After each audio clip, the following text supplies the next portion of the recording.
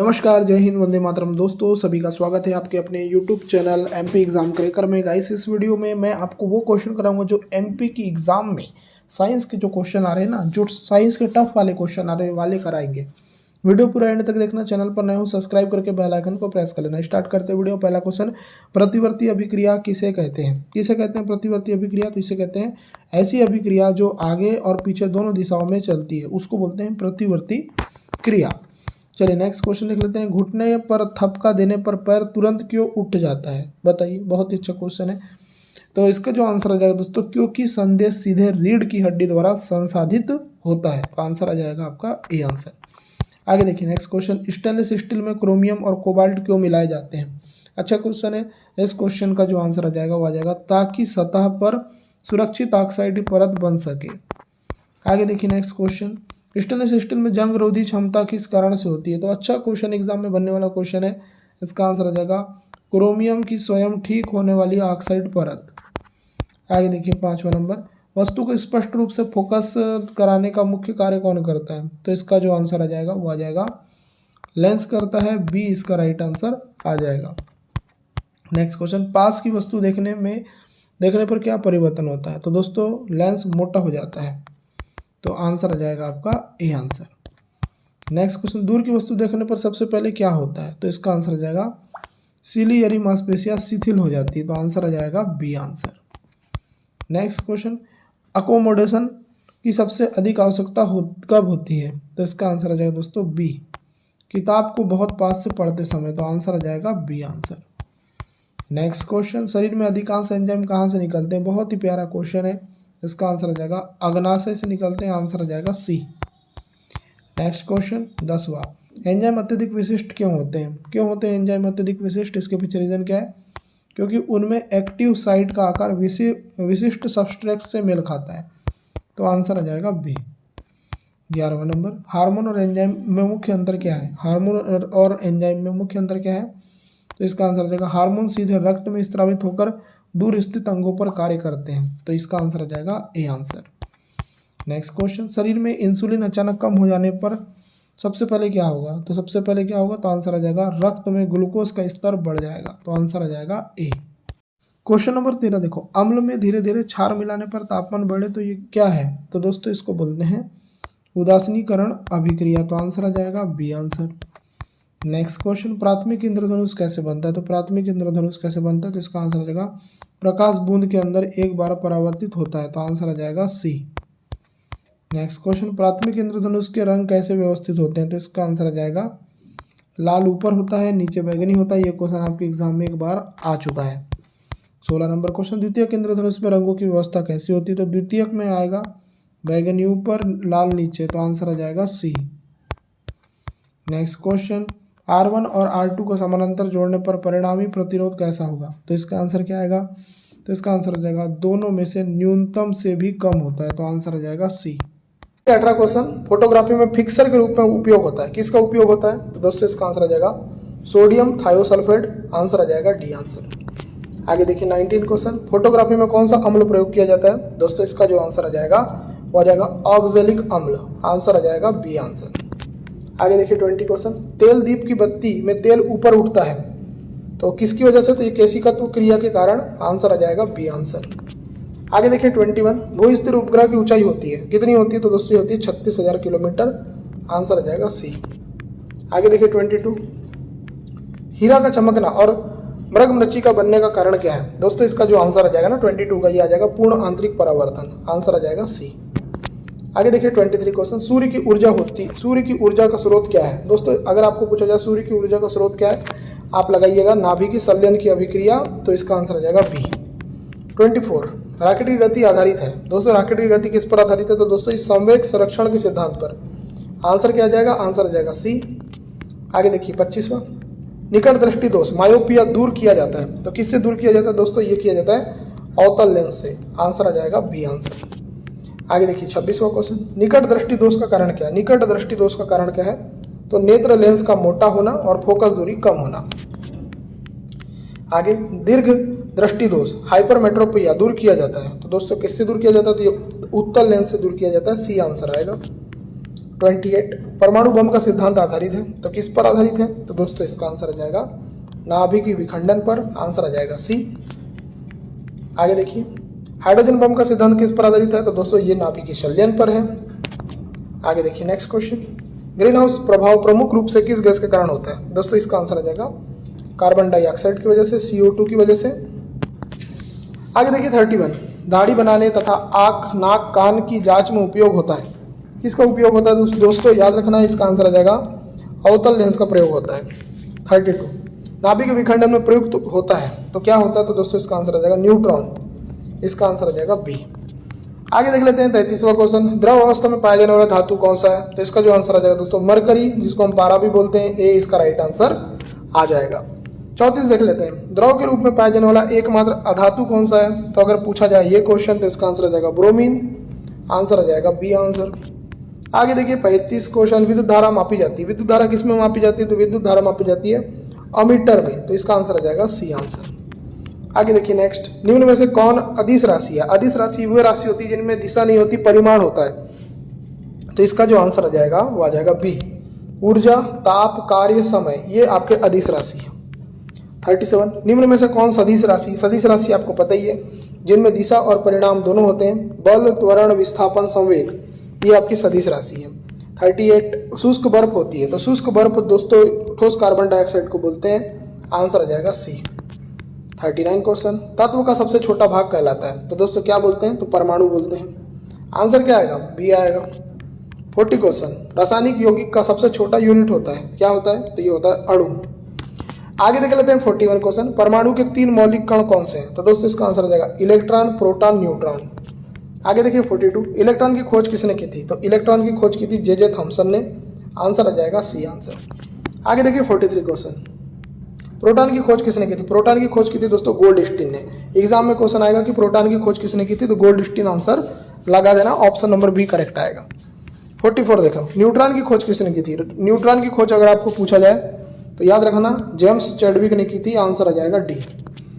45, electron होता है, तो इलेक्ट्रॉन कैसा होता है? तो दोस्तों इलेक्ट्रॉन ऋण आवेशित होता है। नेक्स्ट 46, प्रोटॉन होता है, तो प्रोटॉन कैसा होता है? तो प्रोटॉन होता है धनावेशित कण। आगे देखिए 47, न्यूट्रॉन होता है, तो यहां पर मैं आपको बता देता हूं 47 का आंसर आ जाएगा आवेशहीन होता है। 48 देखिए, पॉजिट्रॉन की खोज किसने की थी? पॉजिट्रॉन की खोज की थी दोस्तों एंडरसन ने। आगे देखिए 49, इलेक्ट्रॉन त्यागने और ग्रहण करने की प्रवृत्ति कहलाती है, इसको क्या बोलते हैं? तो इसको बोलते हैं ऑक्सीकरण अवकरण, आंसर आ जाएगा बी आंसर। 50 क्वेश्चन, प्रोटॉन का भार इलेक्ट्रॉन के भार का लगभग कितना गुना होता है?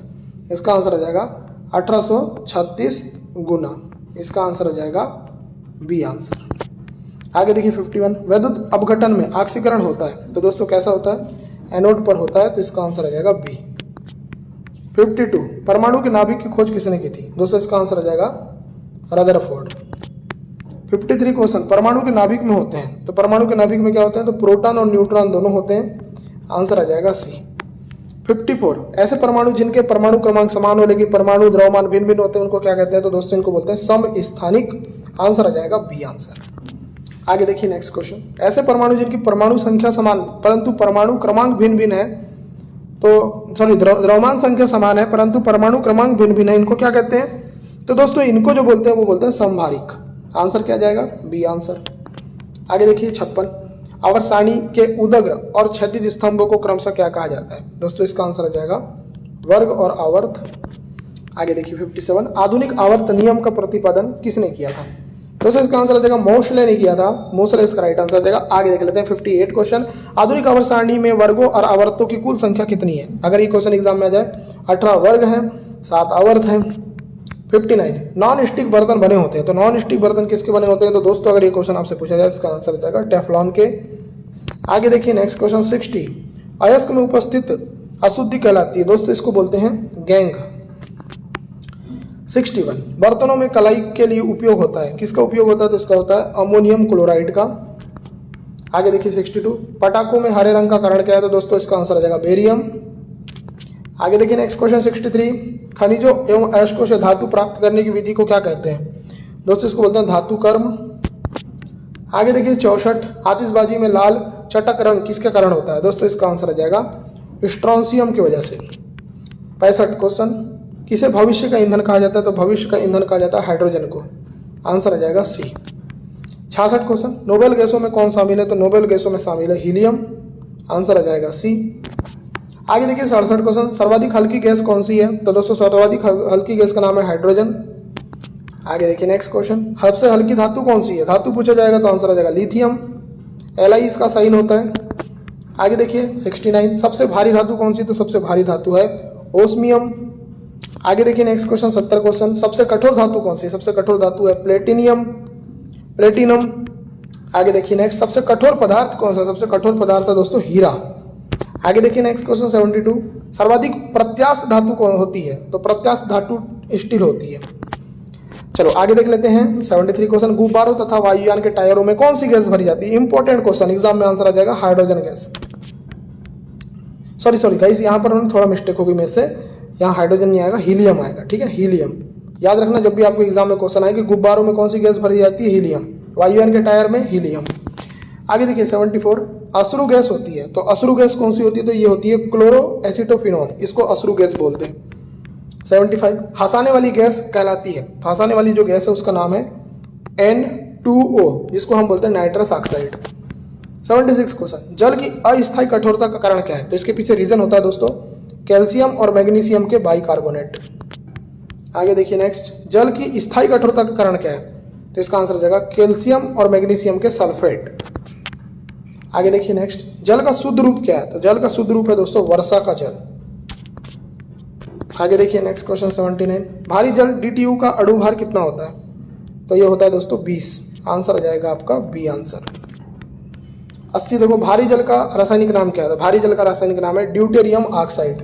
आंसर आ जाएगा बी आंसर। 81, कृत्रिम वर्षा के लिए कौन सा यौगिक प्रयोग में लाया जाता है?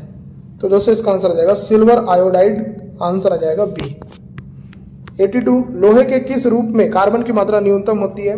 तो इसका आंसर आ जाएगा पिटवा लोहा। पिटवा लोहा में कार्बन की मात्रा न्यूनतम होती है। 83, जल की स्थायी और अस्थायी कठोरता को किससे दूर किया जाता है? इसका आंसर आ जाएगा सोडियम कार्बोनेट मिलाकर। डी इसका राइट आंसर आएगा। 84, जल में कठोरता दूर करने के लिए घरेलू उपायों में कौन सा रसायन प्रमुख है? तो इसका नाम है दोस्तों सोडियम कार्बोनेट। 85, आपके स्क्रीन पर लोहे का सबसे शुद्ध रूप कौन सा होता है? तो इसका आंसर आ जाएगा दोस्तों पिटवा लोहा। आगे देखिए नेक्स्ट क्वेश्चन 86, मार्स गैस किसे कहा जाता है? मार्स गैस कहा जाता है मीथेन को, इसका साइन होता है CH4। 87, लोह की मात्रा सर्वाधिक किस में पाई जाती है? तो लोह की मात्रा सर्वाधिक पाई जाती है दोस्तों पालक में। लोह मतलब पालक सबसे ज्यादा पाई जाती है। लोह मतलब आयरन, Fe साइन होता है। 88, लोहे में जंग से बचाने के लिए किसकी परत चढ़ाई जाती है? सिंपल क्वेश्चन है, आंसर आ जाएगा जिंक की परत पर चढ़ाई जाती है, जिंक की परत। आगे देखिए नेक्स्ट 89, विद्युत एवं ऊष्मा का सबसे अच्छा सुचालक क्या है? तो दोस्तों अगर ये क्वेश्चन पूछा जाए तो इसका आंसर आ जाएगा चांदी। बी इसका राइट आंसर आएगा। 90, शुद्धतम सोना होता है, तो शुद्धतम सोना दोस्तों आपको पता ही है कि 24 कैरेट का होता है। आंसर आ जाएगा डी। आगे देखिए नेक्स्ट, 18 कैरेट सोने में शुद्ध सोना कितना होता है? तो 18 कैरेट में आपको मैं बता दूं तो 75% होता है। आगे देखिए नेक्स्ट, बेवकूफ़ों का सोना किसे कहा जाता है? बेवकूफ़ों का जो सोना है ये कहा जाता है दोस्तों पायराइट को। आगे देखिए नेक्स्ट क्वेश्चन 93, लोहा, निकेल एवं क्रोमियम किस मिश्र धातु में होते हैं? तो दोस्तों अगर ये क्वेश्चन आपसे पूछा जाए आंसर आ जाएगा स्टेनलेस स्टील। 94, सोल्डर, टांका किसका मिश्रण होता है? तो दोस्तों इस क्वेश्चन का आंसर आ जाएगा सीसा और टीन का। सीसा मतलब पीबी, टीन मतलब एसएन। ठीक है, चलिए आगे देखिए, क्वार्टज किसका यौगिक है? क्वार्टज जो है दोस्तों ये सिलिकॉन और ऑक्सीजन का यौगिक है। आगे देखिए नेक्स्ट, प्राकृतिक रबर किसका बहुलक है? तो प्राकृतिक रबर जो है वो किसका बहुलक है? तो आइसोप्रीन का। 97, सबसे उत्तम कोयला कौन सा? सबसे उत्तम जो कोयला है 97 का आंसर आ जाएगा एंथ्रासाइट है। आगे देखिए 98, कांसा किसका मिश्र धातु? तो कांसा दोस्तों मिश्र धातु है आपके तांबा और टीन का। 99, कच्चे फलों को पकाने के लिए कौन सी गैस प्रयोग की जाती है? तो इसका आंसर आ जाएगा दोस्तों एथिलीन और एसिटिलीन। ये जो गैस है कच्चे फलों को पकाने के लिए प्रयोग की जाती है। 100 क्वेश्चन, लोहे को इस्पात में बदलने के लिए कौन सी धातु मिलाई जाती है? इसका आंसर आ जाएगा दोस्तों निकल। इसका आंसर आ जाएगा बी आंसर। तो दोस्तों मैंने आपको टोटल 100 क्वेश्चन कराए हैं साइंस के, जो कि काफ़ी इंपॉर्टेंट है एग्जाम के पर्पज से। अगर आपने ये वीडियो देखा तो वीडियो को लाइक कर दीजिए, चैनल को सब्सक्राइब करके नोटिफिकेशन बेल को प्रेस कर दीजिए। वीडियो देखने के लिए आपका धन्यवाद। आपका दिन शुभ हो।